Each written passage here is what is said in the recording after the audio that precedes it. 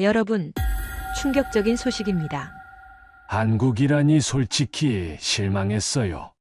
하지만 이제는 이게 인생 최고의 행운이었다고 생각합니다.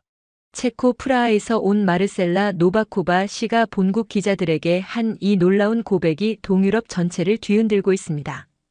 일본 온천 여행을 떠났던 체코 어르신 6명이 태풍으로 인해 한국에 단 2박 3일 머물렀을 뿐인데 귀국 후 완전히 다른 사람이 되어 돌아왔다는 사실을 말입니다. 평생 동양 문화에 별 관심 없던 이들이 한국에서 무엇을 보았기에 우리가 얼마나 편견에 사로잡혀 있었는지 부끄럽다며 눈물까지 흘렸을까요? 더욱 놀라운 것은 이들의 경험담이 체코 현지 언론에 보도되면서 한국 관광 문의가 500% 급증했다는 점입니다. 도대체 한국에서 무슨 일이 벌어진 걸까요? 유럽인들의 고정관념을 완전히 뒤바꾼 그 놀라운 3일간의 기록을 지금 바로 들어보겠습니다. 시작에 앞서 좋아요와 구독 눌러주시면 한국의 더 많은 이야기를 소개하는 데에 큰 힘이 됩니다. 안녕하세요. 저는 체코 프라하에서 온 마르셀라 노바코바입니다. 40년간 초등학교에서 지리를 가르쳤던 전직 선생님입니다. 오늘 여러분께 들려드릴 이야기는 제 인생에서 가장 놀라웠던 3일간의 경험에 관한 것입니다. 작년 9월 같은 학교에서 함께 근무했던 동료 교사들과 함께 일본 온천 여행을 떠나게 되었습니다. 오랫동안 꿈꿔왔던 일본의 전통 온천을 체험해보고 싶었습니다. 특히 교토와 나라의 고즈넉한 사찰들을 둘러보며 여생의 좋은 추억을 만들고 싶다는 생각이었습니다. 프라하를 출발해 모스크바를 경유하는 항공편에 몸을 맡겼습니다. 12시간이 넘는 긴 여행이었지만 기대감에 부풀어 있던 저희에게는 그리 힘들지 않았습니다. 창밖으로 펼쳐지는 시베리아의 광활한 설원을 바라보며 곧 만나게 될 일본의 아름다운 풍경을 상상했습니다. 그런데 일본 상공에 도착하기 1시간 전쯤 기장으로부터 예상치 못한 안내 방송이 나왔습니다. 강력한 태풍이 일본 열도를 강타해 도쿄와 오사카 공항이 모두 폐쇄되었다는 소식이었습니다. 대체 착륙지로 한국의 인천공항으로 향한다는 말에 저희 모두 당황스러웠습니다. 솔직히 말씀드리면 한국에 대해 아는 것이 거의 없었습니다. 삼성이나 현대 같은 기업 이름 정도만 들어봤을 뿐 한국이 어떤 나라인지 구체적으로 알지 못했습니다. 동행했던 요제프 씨는 한국 전쟁 이야기만 기억하며 걱정스러워했고 프란트셰크 씨는 북한과 남한을 제대로 구분하지도 못하는 상황이었습니다. 인천공항에 착륙하면서 첫 번째 놀라움이 시작되었습니다. 공항의 규모가 상상했던 것보다 훨씬 컸습니다. 프라하 공항의 3배는 되어 보이는 거대한 터미널과 반듯하게 뻗은 활주로들이 한눈에 들어왔습니다. 건물 외관도 현대적이면서 우아한 곡선미를 자랑했습니다. 비행기에서 내리자마자 공항 직원들의 대응에 깊은 인상을 받았습니다. 특히 저희처럼 나이가 많은 승객들을 배려해 천천히 움직일 수 있도록 기다려주는 모습이 인상적이었습니다. 입국 심사대로 향하는 길에서 공항 내부 시설에 다시 한번 놀랐습니다. 바닥이 거울처럼 깨끗했고 천장은 높고 시원스러웠습니다. 곳곳에 설치된 의자들도 편안해 보였고 화장실 표시나 안내판들이 명확하게 되어 있어 처음 오는 사람도 쉽게 찾을 수 있었습니다. 입국 심사 과정에서 더욱 놀라운 일이 벌어졌습니다. 심사관이 저희가 체코에서 왔다는 것을 알고는 간단한 영어로 상황을 설명해 주었습니다. 이런 친절한 대응은 유럽 어느 공항에서도 경험해 본 적이 없었습니다. 가장 감동적이었던 것은 짐을 찾는 과정이었습니다. 저희 중 가장 연세가 많은 프란티셰크 할아버지가 무거운 여행 가방을 들어 올리지 못해 애를 먹고 있었는데 지나가던 젊은 한국인이 자연스럽게 다가와 도움을 주었습니다. 말은 통하지 않았지만 미소를 지으며 가방을 들여다주는 모습에서 진심 어린 친절함을 느낄 수 있었습니다. 공항에서 나가는 길에 입국면 세점들을 둘러보게 되었습니다. 화장품부터 전자제품, 전통 공예품까지 다양한 상품들이 깔끔하게 진열되어 있었습니다. 직원들도 외국인인 저희를 보고 어색해하지 않으며 자연스럽게 영어로 설명해 주었습니다. 택시를 타고 호텔로 향하는 길에서 또 다른 놀라움이 기다리고 있었습니다. 택시 기사분이 나이 많은 승객들이라는 것을 배려해 급출발이나 급정거를 하지 않고 부드럽게 운전해 주었습니다. 중간중간 간단한 영어로 서울의 명소들을 소개해주기도 했습니다. 창밖으로 보이는 도시의 모습도 예상과는 완전히 달랐습니다. 인천공항에서 서울로 가는 고속도로는 폭이 넓고 잘 정비되어 있었습니다. 도로 양쪽으로 조경이 아름답게 꾸며져 있어 마치 공원을 드라이브하는 기분이었습니다. 무엇보다 운전자들의 질서 의식이 인상적이었습니다. 차선을 지키고 양보하는 모습들이 자연스러웠습니다. 호텔에 도착했을 때는 이미 밤 10시가 넘어 있었습니다. 여행사에서 급하게 예약해준 3성급 호텔이었는데 로비부터 깔끔하고 현대적이었습니다. 체크인하는 동안 프론트 직원이 저희 상황을 이해하고 최대한 편안하게 지낼 수 있도록 도와주겠다고 했습니다. 이런 세심한 배려는 유럽의 고급 호텔에서나 받을 수 있는 수준이었습니다. 객실로 올라가는 엘리베이터도 조용하고 부드러웠습니다. 복도는 조용했고 카펫도 푹신했습니다.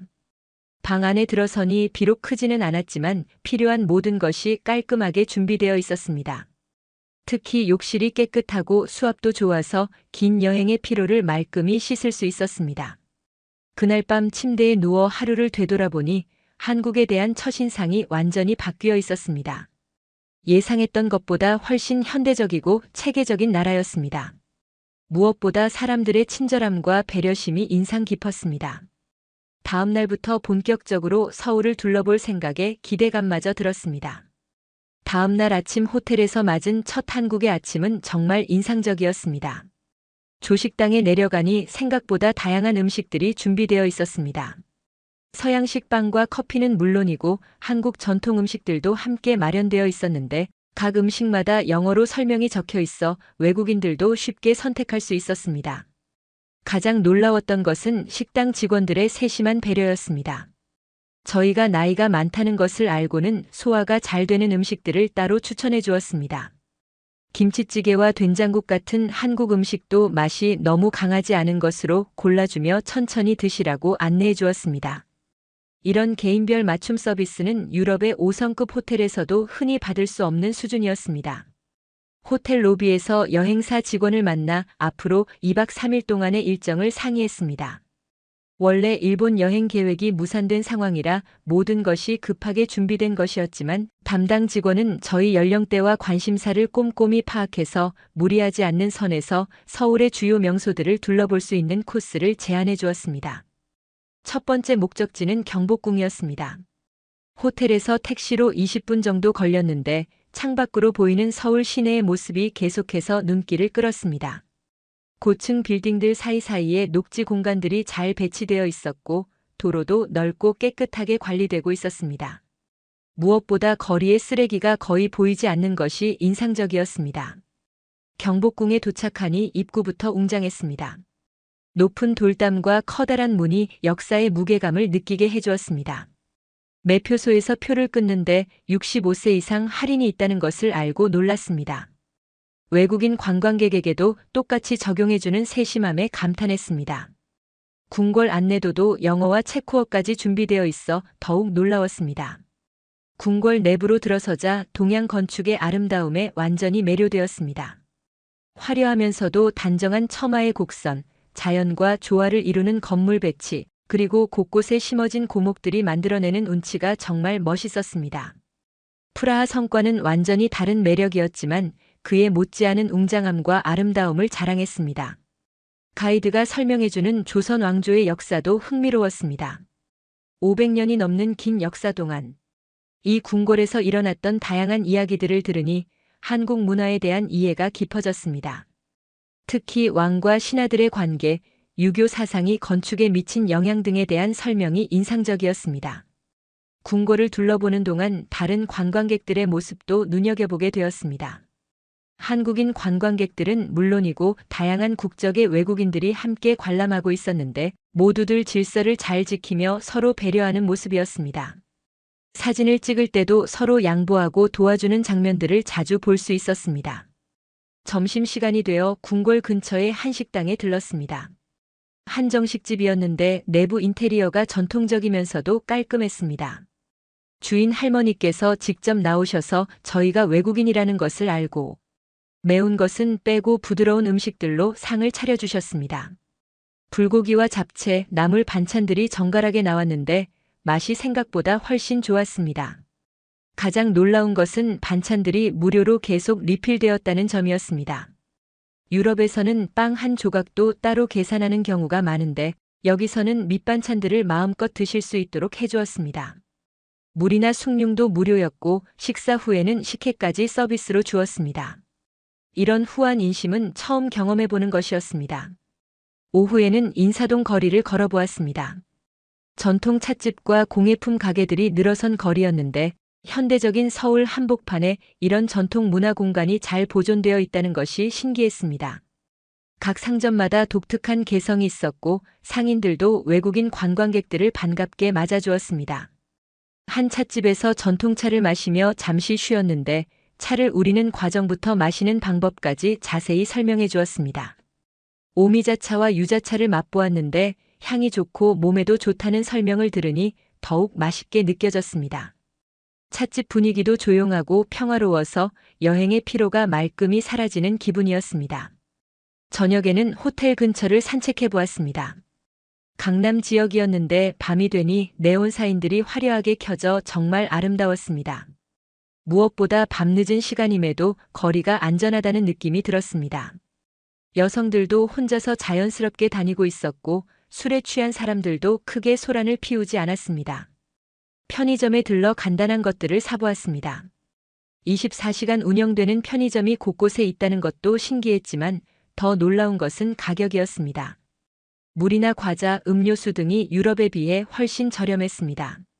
직원도 늦은 시간임에도 친절하게 응대해 주었고 계산할 때 팁을 주려고 하니 정중히 사양하는 모습도 인상적이었습니다. 둘째 날 본격적인 서울 투어가 시작되었습니다. 여행사에서 배정해준 가이드는 30대 중반의 젊은 여성이었는데 영어 실력이 훌륭했을 뿐만 아니라 한국 역사와 문화에 대한 지식도 해박했습니다.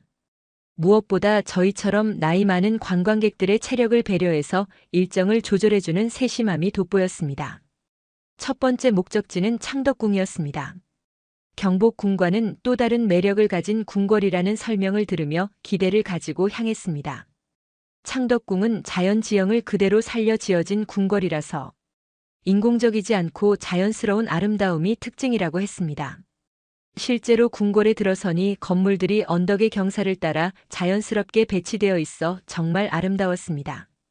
후원이라고 불리는 뒷정원은 정말 압권이었습니다. 수백 년 된 고목들과 연못, 정자가 어우러진 풍경은 마치 그림 속에 들어온 듯한 기분을 들게 했습니다. 가이드의 설명에 따르면 이곳은 조선 왕들이 휴식을 취하며 학문을 연구하던 공간이라고 했습니다. 자연과 인간이 조화롭게 어우러진 동양 정원의 진수를 보는 것 같았습니다. 특히 인상적이었던 것은 연못 옆에 작은 정자였습니다. 그곳에서 바라보는 풍경이 정말 멋있었는데 가이드가 이곳에서 왕들이 신하들과 함께 시를 읊으며 정치를 논했다는 이야기를 해주었습니다. 권력의 중심지이면서도 이렇게 아름답고 평화로운 공간을 만들어낸 조선 왕조의 미적. 감각에 깊은 감동을 받았습니다. 궁궐을 둘러보는 동안 다른 관광객들과도 자연스럽게 교류할 기회가 있었습니다. 일본에서 온 노인 부부와 이야기를 나누게 되었는데 그분들도 한국을 처음 방문했다며 예상보다 훨씬 좋다고 말씀하셨습니다. 언어는 달랐지만 서로 사진을 찍어주고 미소를 주고받으며 따뜻한 교감을 나눌 수 있었습니다. 점심은 인근의 전통 한정식집에서 드셨습니다. 궁중 요리를 현대적으로 재해석한 음식들이 나왔는데 하나하나가 예술 작품 같았습니다.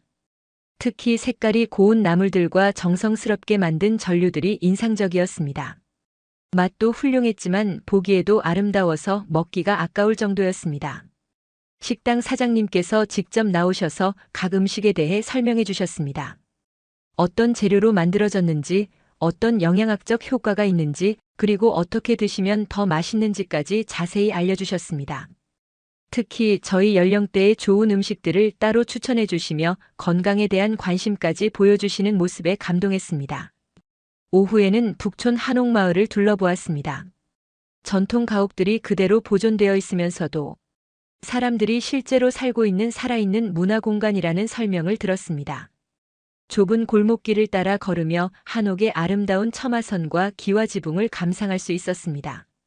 현대적인 서울 한복판에 이런 전통 공간이 잘 보존되어 있다는 것이 정말 놀라웠습니다. 한옥마을에서 가장 기억에 남는 일이 있었습니다. 저희 중 가장 연세가 많은 프란티셰크 할아버지가 가파른 언덕길에서 숨이 차서 잠시 쉬고 계셨는데 지나가던 한국인 가족이 다가와서 괜찮으신지 물어보며 도움을 주었습니다. 말은 통하지 않았지만 진심 어린 관심과 배려를 느낄 수 있었습니다. 그 가족의 어린 손자가 할아버지 손을 잡고 천천히 걸을 수 있도록 도와주는 모습은 정말 감동적이었습니다. 아이의 부모들도 저희가 무사히 목적지에 도착할 때까지 함께 동행해 주었습니다. 이런 자연스러운 친절함과 배려심은 한국 사람들의 마음씨를 보여주는 대표적인 사례였습니다. 저녁에는 한강 유람선을 탔습니다.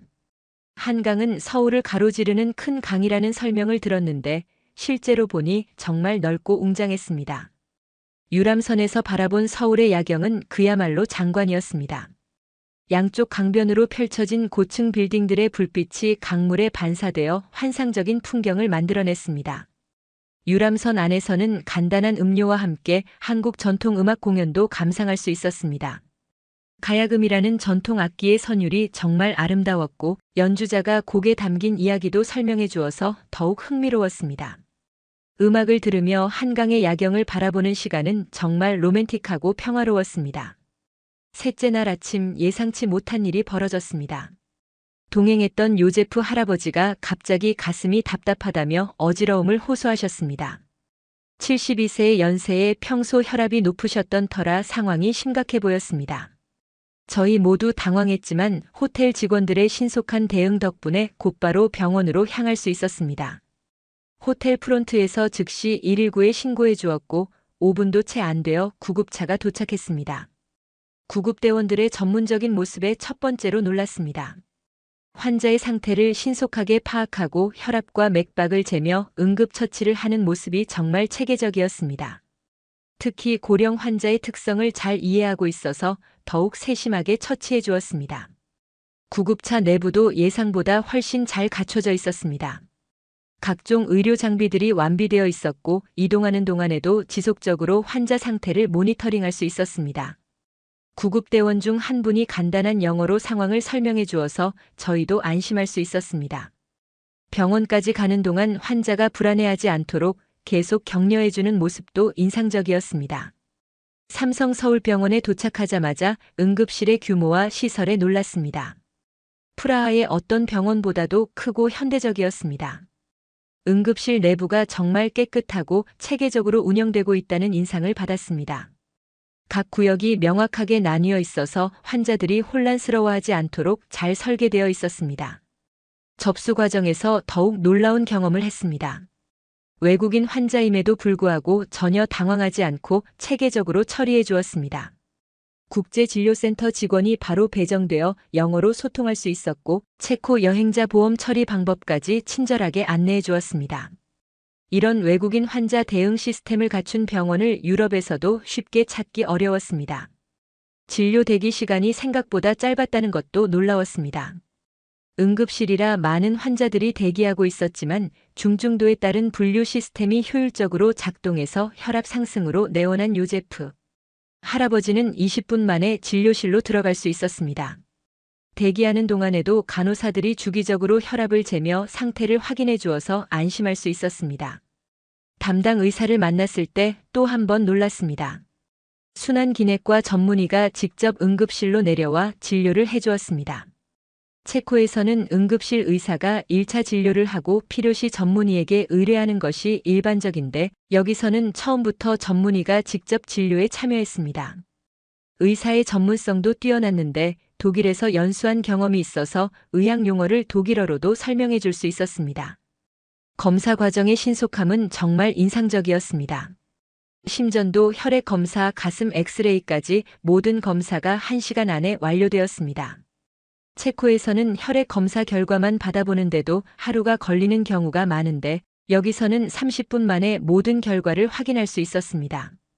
검사 결과도 컴퓨터 화면으로 바로 보여주며 자세히 설명해 주었습니다. 다행히 검사 결과는 심각하지 않았습니다. 여행 피로와 기후 변화로 인한 일시적인 혈압 상승으로 진단되었고 약물 치료와 충분한 휴식으로 회복 가능한 상태였습니다. 하지만 의사는 고령이신 점을 고려해서 하루 더 경과를 지켜보자고 권했고 혹시 문제가 생기면 언제든 연락하라고 당부했습니다. 처방전을 받는 과정에서도 감동을 받았습니다.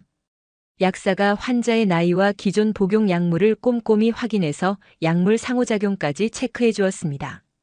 체코에서 복용하던 혈압약 목록을 보여드리니 각 성분을 분석해서 새로 처방된 약과의 병용 가능성까지 검토해 주었습니다. 이런 전문적인 복약 상담은 유럽의 대형 병원에서도 받기 어려운 수준이었습니다. 약국에서 약을 받을 때도 정말 세심했습니다. 각 약물의 효능과 부작용, 복용 방법까지 자세히 설명해 주었고 영어로 번역된 복약 안내서까지 제공해 주었습니다. 심지어 체코로 돌아간 후에도 며칠 더 복용할 수 있도록 여분의 약까지 처방해주는 배려심에 정말 감동했습니다. 치료비를 계산할 때 마지막 놀라움이 기다리고 있었습니다. 응급실 진료비, 각종 검사비, 처방약 값을 모두 합쳐도 체코 병원비의 절반 수준이었습니다. 병원을 나오면서 요제프 할아버지가 건강을 회복하신 것은 물론이고 저희 모두 한국 의료 시스템의 우수성에 깊은 인상을 받았습니다. 의료진들의 전문성과 친절함, 합리적인 비용 구조, 그리고 외국인 환자에 대한 세심한 배려까지 모든 면에서 감동적이었습니다. 요제프 할아버지의 건강이 회복된 후 저희는 본격적인 쇼핑을 경험해 보기로 했습니다. 가이드의 추천으로 명동과 동대문을 둘러보게 되었는데 이곳에서의 경험은 한국의 또 다른 매력을 발견하는 시간이었습니다. 특히 쇼핑 문화와 상인들의 친절함이 정말 인상적이었습니다. 명동에 도착하자마자 거리의 활기찬 분위기에 압도되었습니다. 수많은 사람들이 오가는 번화가였지만 질서정연했고 무엇보다 외국인 관광객들을 자연스럽게 맞아주는 분위기였습니다. 각 매장마다 영어 간판이나 안내문이 준비되어 있어서 언어 장벽을 크게 느끼지 않을 수 있었습니다.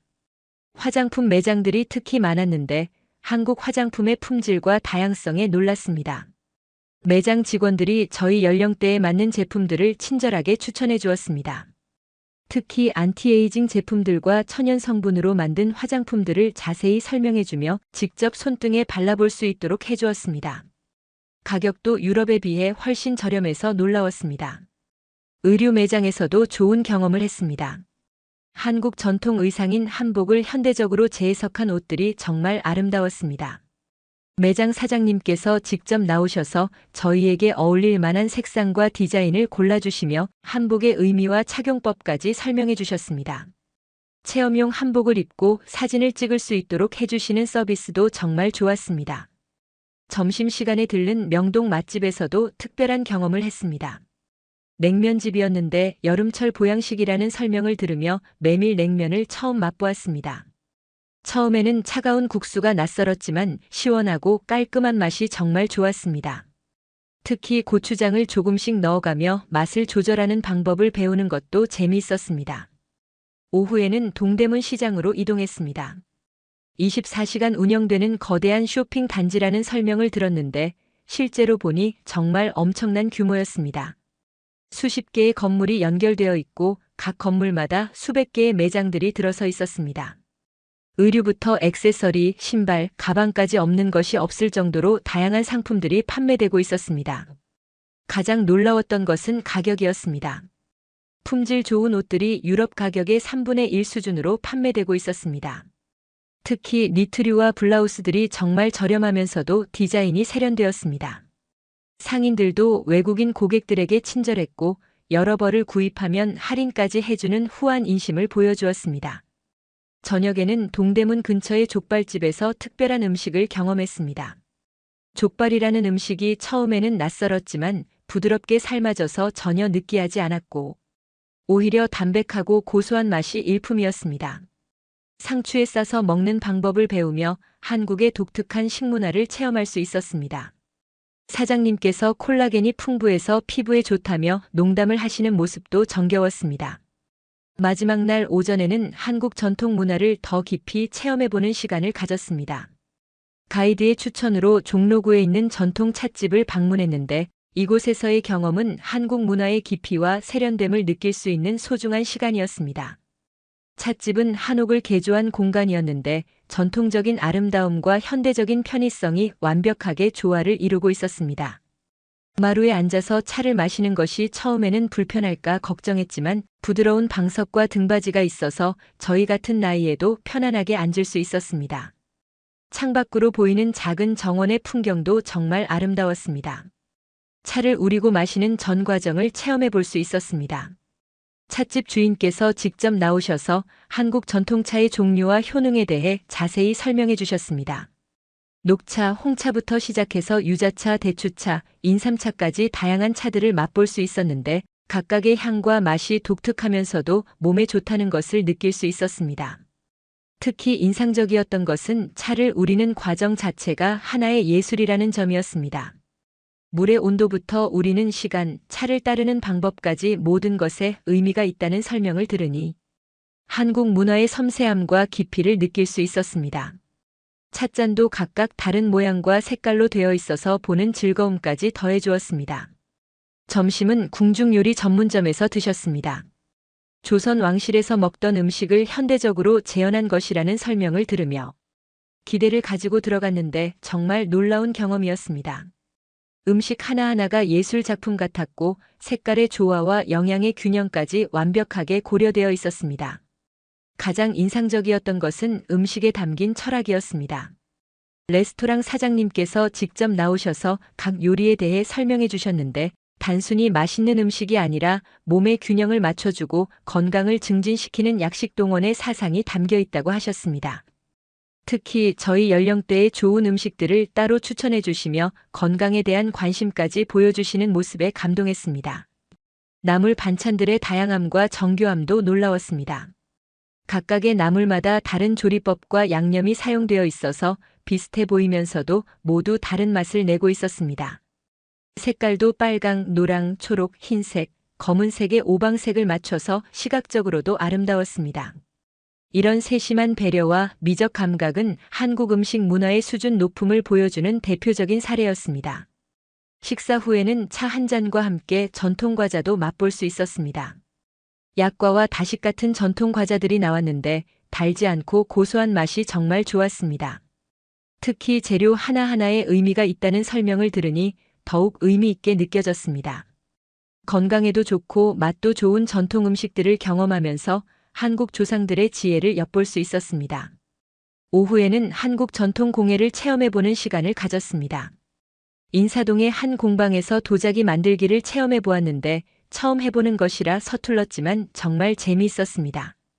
선생님께서 저희 손을 잡고 직접 가르쳐 주시며 격려해 주시는 모습이 인상적이었습니다. 비록 완벽하지는 않았지만 각자 나름대로의 작품을 만들어낼 수 있었습니다.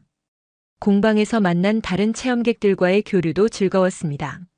한국인 가족들과 함께 도자기를 만들면서 자연스럽게 대화를 나누게 되었는데 언어는 달랐지만 서로 도와주고 격려해주며 즐거운 시간을 보낼 수 있었습니다. 특히 어린아이가 저희에게 만드는 방법을 가르쳐 주려고 노력하는 모습이 정말 귀여웠습니다. 저녁에는 전통 공연을 관람했습니다. 국악당에서 열린 사물놀이 공연이었는데 꽹과리, 징, 장구, 북의 역동적인 연주가 정말 인상적이었습니다. 처음에는 시끄럽게만 들렸던 소리가 점점 하나의 조화로운 음악으로 들리기 시작했습니다. 연주자들의 열정적인 모습과 관객들의 열렬한 반응을 보며 한국 전통 음악의 역동성과 생명력을 느낄 수 있었습니다. 공연이 끝난 후에는 연주자들과 직접 대화할 기회도 있었습니다. 악기의 특징과 연주 방법에 대해 설명해 주시고 직접 악기를 만져볼 수 있도록 해주시기도 했습니다. 이런 관객과의 소통을 중시하는 문화가 정말 인상적이었습니다. 전통 문화를 단순히 보존하는 것이 아니라 현대인들과 함께 호흡하며 발전시켜 나가는 한국인들의 문화의식을 엿볼 수 있었습니다. 3박 4일간의 예상치 못한 한국 체류를 마치고 프라하로 돌아오는 비행기 안에서도 저희의 대화는 계속 한국 이야기였습니다.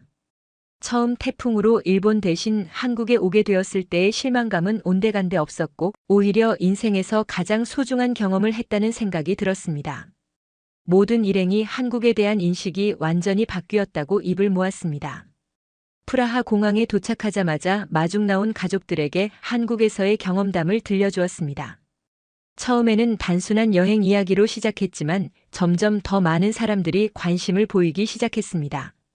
특히 한국의 의료 시스템과 시민들의 친절함에 대한 이야기는 많은 사람들을 놀라게 했습니다. 아시아에 대해 막연한 편견을 가지고 있던 사람들이 한국에 대해 새롭게 알게 되는 계기가 되었습니다. 집에 돌아온 후 지역 신문사에서 연락이 왔습니다. 한국에서의 특별한 경험에 대해 인터뷰를 하고 싶다는 것이었습니다. 처음에는 그저 개인적인 여행 경험일 뿐이라고 생각했는데 기자와 이야기를 나누다 보니 이것이 단순한 관광 이야기가 아니라는 것을 깨달았습니다. 유럽인들이 아시아에 대해 가지고 있는 고정관념을 바꿀 수 있는 의미 있는 경험담이었습니다. 신문 기사가 나간 후 예상치 못한 반응이 일어났습니다. 많은 독자들이 한국에 대해 문의하기 시작했고 여행사에는 한국 여행 상품에 대한 문의가 급증했습니다. 특히 저희와 비슷한 연령대의 은퇴자들이 많은 관심을 보였습니다. 안전하고 편리하면서도 문화적으로 풍부한 여행지를 찾던 분들에게 한국은 새로운 선택지가 된 것 같았습니다. 더 놀라운 것은 체코 관광청에서 연락이 온 것이었습니다. 한국관광공사와의 협력 방안을 논의하고 싶다는 내용이었습니다. 저희의 경험담이 양국 관광 교류에 긍정적인 영향을 미칠 수 있다는 판단이었습니다. 개인적인 여행 경험이 이렇게 큰 파장을 일으킬 줄은 전혀 예상하지 못했습니다. 주변 친구들과 동료들의 반응도 뜨거웠습니다. 한국에 대해 거의 모르던 사람들이 한국 드라마나 음악에 관심을 보이기 시작했습니다. 특히 한국 화장품에 대한 관심이 폭발적으로 증가했는데 저희가 명동에서 사온 화장품들을 보고 많은 분들이 구입 방법을 문의했습니다. 한국 문화에 대한 관심이 자연스럽게 퍼져나가는 모습을 볼 수 있었습니다. 몇 달 후에는 프라하에 한국문화원이 개설되었다는 소식을 들었습니다. 한국어 강좌와 전통 문화 체험 프로그램이 열린다는 것이었습니다. 첫 번째 수강 신청에 저희도 참여했는데 신청자가 너무 많아서 대기자 명단까지 만들어야 할 정도였습니다. 한국에 대한 체코인들의 관심이 얼마나 높아졌는지를 실감할 수 있었습니다. 한국어 수업에 참여하면서 더 많은 것을 배울 수 있었습니다. 한국어의 구조와 특징, 그리고 언어에 담긴 문화적 배경까지 이해하게 되니 한국에서의 경험들이 더욱 의미 있게 다가왔습니다. 특히 존댓말 문화와 가족관계를 중시하는 전통 등을 배우면서 한국 사람들의 친절함과 배려심의 뿌리를 이해할 수 있었습니다. 지역 방송국에서도 인터뷰 요청이 들어왔습니다. 한국에서의 경험을 더 많은 사람들과 나누고 싶다는 마음으로 방송에 출연했는데 시청자들의 반응이 정말 뜨거웠습니다. 방송 후에는 한국 여행을 계획하고 있다는 분들로부터 조언을 구하는 연락들이 많이 왔습니다. 제가 한국 여행의 전도사가 된 듯한 기분이었습니다. 가장 뿌듯했던 것은 저희의 경험담을 듣고 실제로 한국을 방문한 분들로부터 감사 인사를 받는 것이었습니다. 모두들 저희와 비슷한 긍정적인 경험을 했다며 한국의 매력에 푹 빠졌다고 하셨습니다. 특히 한국 사람들의 따뜻한 마음과 세심한 배려를 직접 경험했다는 이야기를 들을 때마다 정말 기뻤습니다. 한국을 다녀온 지 1년이 지난 후 저희는 다시 한국을 방문하게 되었습니다. 이번에는 태풍 때문이 아니라 정말로 한국을 보고 싶어서 계획한 여행이었습니다. 1년 전과는 완전히 다른 마음가짐으로 한국 땅을 밟았는데 그때보다 더욱 깊은 감동과 깨달음을 얻을 수 있었습니다. 이번 여행에서는 1년 전에 미처 보지 못했던 한국의 모습들을 더 자세히 관찰할 수 있었습니다. 서울뿐만 아니라 부산과 경주까지 다녀오면서 한국의 다양한 매력을 발견했습니다. 특히 경주에서 본 천년 고도의 웅장함과 부산에서 경험한 해안, 도시의 활력은 한국이 얼마나 다채로운 나라인지를 보여주었습니다. 가장 인상적이었던 것은 1년 사이에 더욱 발전한 한국의 모습이었습니다. 디지털 기술의 발달로 모든 것이 더욱 편리해졌고 외국인 관광객을 위한 서비스도 더욱 세심해졌습니다. 하지만 기술의 발달 속에서도 사람에 대한 배려와 따뜻함은 변하지 않았습니다. 오히려 더욱 세련되고 완성도 높은 서비스를 받을 수 있었습니다. 이번 여행에서 만난 한국 사람들과의 교류도 정말 특별했습니다. 1년 전에는 언어 장벽 때문에 깊은 대화를 나누기 어려웠는데 이번에는 간단한 한국어 실력과 번역 앱의 도움으로 더 많은 이야기를 나눌 수 있었습니다. 한국 사람들의 삶에 대한 철학과 가치관을 듣게 되면서 왜 이들이 이렇게 친절하고 배려심이 깊은지 이해할 수 있었습니다. 특히 인상적이었던 것은 한국 사람들의 교육열과 가족에 대한 사랑이었습니다. 자녀들을 위해서라면 어떤 희생도 마다하지 않는 부모들의 모습, 그리고 그런 부모에게 효도하려고 노력하는 자녀들의 모습에서 진정한 가족애를 볼 수 있었습니다. 이런 튼튼한 가족 관계가 사회 전체의 안정성과 따뜻함의 바탕이 되고 있다는 것을 깨달았습니다. 한국의 빠른 발전 속도에도 놀랐습니다.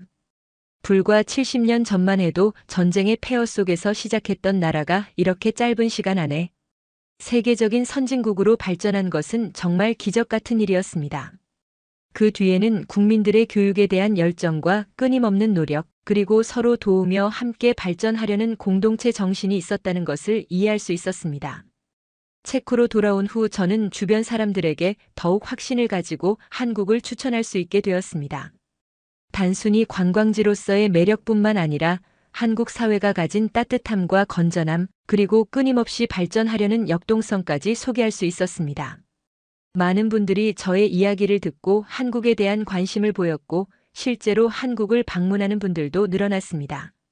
이제 저는 한국이 단순히 여행지가 아니라 배워야 할 모델이라고 생각합니다. 경제 발전과 기술 혁신도 중요하지만 그보다 더 중요한 것은 사람에 대한 존중과 배려, 그리고 공동체를 위한 희생 정신입니다. 한국 사회가 보여주는 이런 가치들은 전 세계가 본받아야 할 소중한 자산이라고 생각합니다. 마지막으로 저희의 예상치 못한 한국 여행이 주는 가장 큰 교훈은 편견을 버리고 열린 마음으로 세상을 바라보는 것의 중요성입니다. 만약 저희가 처음부터 한국에 대한 부정적인 편견에 사로잡혀 있었다면 이런 소중한 경험을 할 수 없었을 것입니다.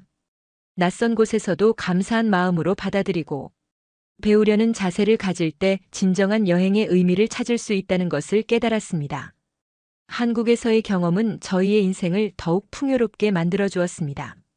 새로운 문화를 이해하게 되었고 세계를 보는 시각이 넓어졌으며 무엇보다 사람에 대한 믿음과 희망을 되찾을 수 있었습니다. 이런 소중한 경험을 할 수 있게 해준 한국과 한국 사람들에게 진심으로 감사드리며 앞으로도 양국 간의 교류가 더욱 활발해지기를 기대합니다. 오늘 사연은 여기까지입니다. 체코 은퇴교사들 일본 여행 중 태풍으로 한국 비상 착륙해 3일 체류 후 완전히 반한 스토리 어떠셨나요? 사연의 주인공에게 응원의 댓글을 남겨주세요. 지금까지 감동정거장에서 사연 전해드렸습니다. 사연이 마음에 드셨다면 좋아요와 구독 부탁드립니다. 시청해주셔서 감사합니다.